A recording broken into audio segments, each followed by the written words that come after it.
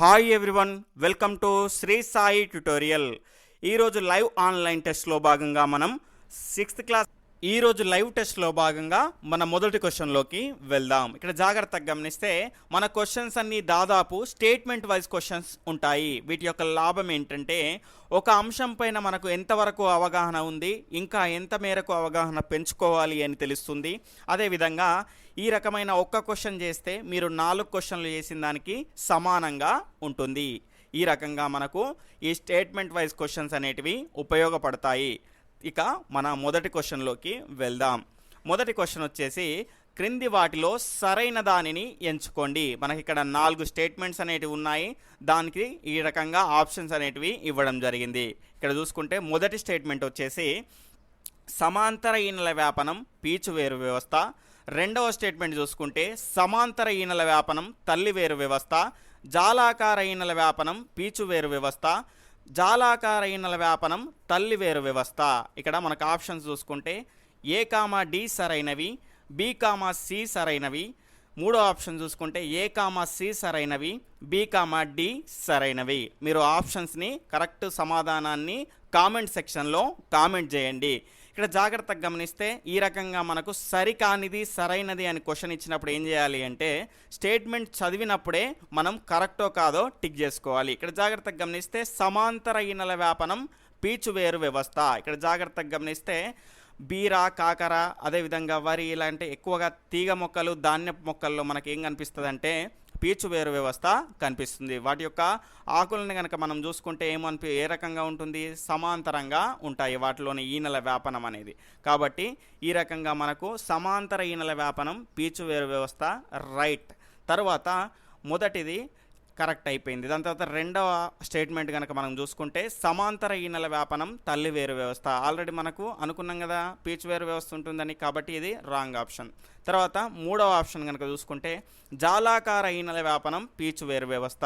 ఇది కూడా wrong option. తర్వాత జాలాకార ఈనెల వ్యాపనం తల్లివేరు వ్యవస్థ. ఇక్కడ జాగ్రత్తగా గమనిస్తే మనకు ఇక్కడ జాలాకార ఈనెల వ్యాపనం అనేది ఎందులో ఉంటుందంటే పెద్ద పెద్ద వృక్షాల్లో ఎక్కువ శాతం మనకు జాలాకార ఈనెల వ్యాపనం అనేది ఉంటుంది. అందులో తల్లివేరు వ్యవస్థ ఉంటుంది. ఇక్కడ చూసుకుంటే ప్రధాన వేరు ఉంటుంది. ఈ ప్రధాన వేరుకు చిన్న చిన్నగా పార్శ్వపు వేళ్ళు అనేటివి ఉంటాయి, గమనించాలి. కాబట్టి ఇది కూడా రైట్ స్టేట్మెంట్. కాబట్టి ఏ కామా డి సరైనవి, దీని యొక్క రైట్ ఆన్సర్ గమనించాలి. రెండవ క్వశ్చన్ చూసుకుంటే క్రింది వాటిలో సరైన దానిని ఎన్నుకోండి.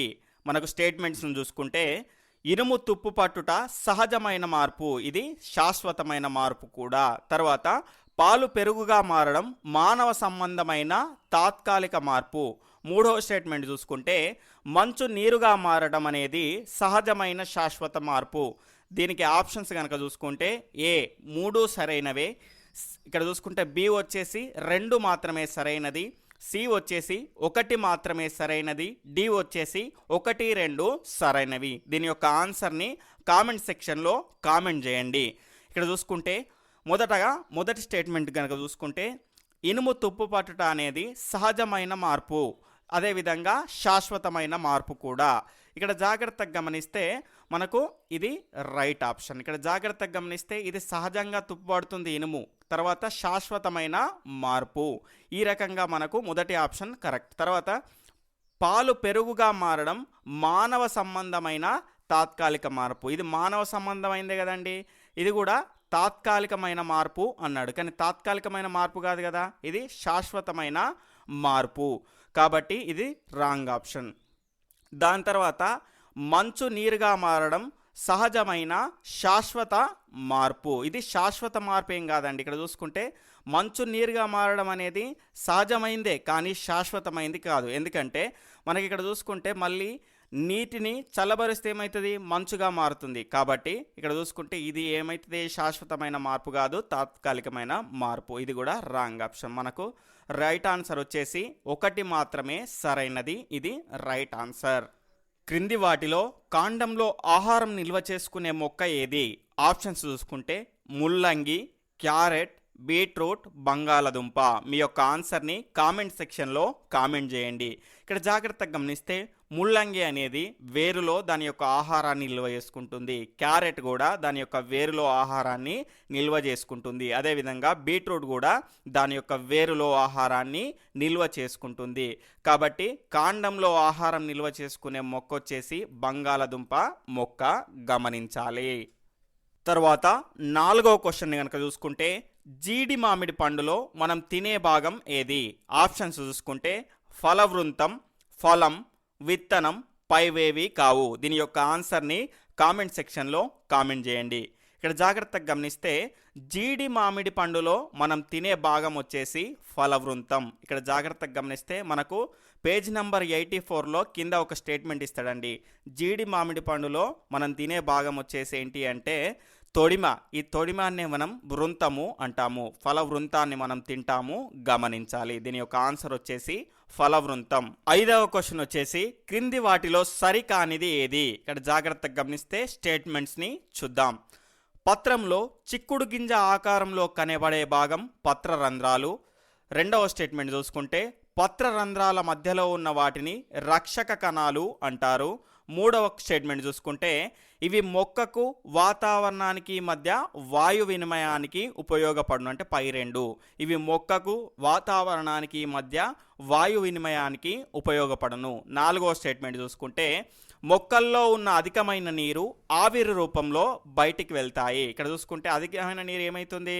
ఆవిరి రూపంలో బయటికి వెళ్తుంది. ఇక్కడ చూసుకుంటే మన స్టేట్మెంట్స్ ఏవి కరెక్టో ఏవి రాంగో చూద్దాం. ఇక్కడ చూసుకుంటే పత్రంలో చిక్కుడు గింజ ఆకారంలో కనబడే భాగము పత్రరంధ్రాలు అన్నాడు. ఇది రాంగ్ ఆప్షన్. పత్రంలో చిక్కుడు గింజ ఆకారంలో కనబడే భాగం వచ్చేసి రక్షక కణాలు ఈ రకంగా ఉంటాయి చిక్కుడు గింజ ఆకారంలో. తర్వాత పత్రరంధ్రాల మధ్యలో ఉన్నటువంటి వాటిని రక్షక కణాలు అంటారు. ఇది కూడా రాంగ్ ఆప్షన్. ఇక్కడ చూసుకుంటే రక్షక కణాల మధ్యలో ఉన్న వాటిని ఏమంటాము అంటే పత్రరంధ్రాలు అంటాం. ఈ రకంగా 2 రక్షక కణాల మధ్యలో మనకు ఒక పత్రరంధ్రం అనేది ఉంటుంది. ఇది కూడా రాంగ్ ఆప్షన్. తర్వాత ఇవి మొక్క కంటే ఈ పత్రరంధ్రాలు, తర్వాత రక్షక కణాలు అనేది ముక్కులాగా పనిచేస్తుంది. ఈ పత్రరంధ్రాలని మన ముక్కులోని రంధ్రాలలాగా పనిచేసి ఏం చేస్తాయి అంటే మొక్కకు వాతావరణానికి మరియు వాయు వినిమయానికి ఉపయోగపడతాయి. కాబట్టి ఇది రైట్ స్టేట్మెంట్. దాని తర్వాత మొక్కల్లో ఉన్న అధికమైన నీరు ఆవిరి రూపంలో బయటికి వెళ్తుంది. దాన్నే మనం బాష్పోత్సేకం అంటాము. ఇది కూడా రైట్ స్టేట్మెంట్. కాబట్టి మనకు రైట్ ఆప్షన్ వచ్చేసి 3 మరియు 4 సి అనేది రైట్ ఆప్షన్, గమనించాలి. తర్వాత క్వశ్చన్ వచ్చేసి సమాంతర ఈనెల వ్యాపనం ఇందులో ఉండదు. ఇక్కడ ఆప్షన్స్ చూసుకుంటే రావి, రాగులు, మొక్కజొన్న, చెరుకు. మీ యొక్క సరైన సమాధానాన్ని కామెంట్ సెక్షన్లో కామెంట్ చేయండి. ఇక్కడ జాగ్రత్తగా గమనిస్తే రాగులు, చెరుకు, మొక్కజొన్న వీటిలో ఏముంటుందండి? సమాంతర ఈనెల వ్యాపనం అనేది ఉంటుంది. ఇక్కడ చూసుకుంటే రావిలో సమాంతర ఈనెల వ్యాపనం అనేది ఉండదు. దీని యొక్క రైట్ ఆన్సర్ వచ్చేసి రావి చెట్టులో మనకు సమాంతర ఈనెల వ్యాపనం అనేది ఉండదు. 8వ క్వశ్చన్ చూసుకుంటే క్రింది వాటిలో సరైన దాన్ని ఎంచుకోండి. మనకు స్టేట్మెంట్స్ని చూద్దాం. దాని యొక్క ఆప్షన్స్ అనేటివి కింది విధంగా ఉన్నాయి. నేను స్టేట్మెంట్స్ గురించి క్లారిటీ ఇచ్చేలోపు మీరు కామెంట్ సెక్షన్లో కామెంట్ చేయండి. ఇక్కడ చూసుకుంటే జొన్న ఒక పీచువేరు వ్యవస్థ గల జాలాకార ఈనెల వ్యాపనం గల మొక్క. ఇక్కడ చూసుకుంటే జొన్న అనేది పీచువేరు వ్యవస్థను కలిగి ఉంటుంది, కానీ జాలాకార ఈనెల వ్యాపనం అనేది కలిగి ఉండదు. కాబట్టి ఇది రాంగ్ స్టేట్మెంట్. తర్వాత మామిడి ఒక తల్లివేరు వ్యవస్థ గల సమాంతర ఈనెల వ్యాపనం గల మొక్క. మామిడి అనేది తల్లివేరు వ్యవస్థను కలిగి ఉంటుంది, కానీ సమాంతర ఈనెల వ్యాపనం అనేది ఉండదు. కాబట్టి ఇది కూడా రాంగ్ ఆప్షన్. తర్వాత 3వ స్టేట్మెంట్ చూసుకుంటే బంగాళదుంప, క్యారెట్ మొక్కలు వేర్లలో ఆహారాన్ని నిల్వ చేసుకుంటాయి. ఇక్కడ జాగ్రత్తగా గమనిస్తే క్యారెట్ అనేది మనకు వేర్లలో ఆహారాన్ని నిల్వ చేసుకుంటుంది, కానీ బంగాళదుంప నిల్వ చేసుకోదు. కాబట్టి ఇది కూడా రాంగ్ స్టేట్మెంట్. తర్వాత అల్లము, పసుపు వేరులో ఆహారాన్ని నిల్వ చేసుకుంటాయి. ఇక్కడ చూసుకుంటే అల్లము మరియు పసుపులు కాండంలో ఆహారాన్ని నిల్వ చేసుకుంటాయి. కాబట్టి ఇది కూడా రాంగ్ స్టేట్మెంట్. కాబట్టి మనకు రైట్ సమాధానం వచ్చేసి డి, పైవేవి కావు. తర్వాత 9వ క్వశ్చన్ చూసుకుంటే పాలను భారీ ఎత్తున పెరుగుగా మార్చే ప్రక్రియను ఏమంటారు? ఇక్కడ మనం ఆప్షన్స్ చూసుకుంటే లాక్టేషన్, సెడిమెంటేషన్, గుట్టేషన్, కోయాగ్యులేషన్. ఇక్కడ దీని సరైన సమాధానం వచ్చేసి పాలను భారీ ఎత్తున పెరుగుగా మార్చే ప్రక్రియను కోయాగ్యులేషన్ అంటారు. తర్వాత 10వ క్వశ్చన్ చూసుకుంటే మన రాష్ట్రంలో దాదాపు డిసెంబర్ 20 వరకు సూర్యోదయం దిశ తూర్పు నుండి ఏ దిశ వైపుకు జరుగును? ఇక్కడ ఆప్షన్స్ చూసుకుంటే ఉత్తరం, దక్షిణం, పడమర, ఏదీ కాదు. మీ యొక్క ఆన్సర్ని కామెంట్ సెక్షన్లో కామెంట్ చేయండి. ఇక్కడ జాగ్రత్తగా గమనిస్తే మనకు డిసెంబర్ 22 అనేది, ఇక్కడ డిసెంబర్ 22న మనకు సూర్యుడు మకర రేఖ పైన ఉదయిస్తాడు. అంటే ఇటువైపు కిందికి దక్షిణార్ధగోళానికి వస్తాడు. ఇక్కడ జాగ్రత్తగా గమనిస్తే ఈ టైంలో ఏమవుతుంది అంటే ఈ రకంగా తూర్పున ఉన్న సూర్యుడు వచ్చేసి మనకు దక్షిణం వైపు కొద్దిగా కిందికి ఉదయిస్తాడు, గమనించాలి. జస్ట్ చిన్నగా మనకు మార్పు అనేది కనబడుతుంది. కాబట్టి మనకు సరైన సమాధానం వచ్చేసి దక్షిణం, గమనించాలి. రేపటి లైవ్ క్లాస్ యొక్క సిలబస్ వచ్చేసి 11వ లెసన్ వచ్చేసి నీరు మనకు ప్రాణాధారం, అదేవిధంగా 12వ లెసన్ వచ్చేసి సాధారణ విద్యుత్ వలయాలు, గమనించాలి. ఇది నాకు మొదటి లైవ్ టెస్ట్. ఏవైనా చిన్న పొరపాట్లు కనుక జరిగితే గనక అర్థం చేసుకోగలరు. Okay friends, thank you for watching my live test. Bye, take care, జై హింద్.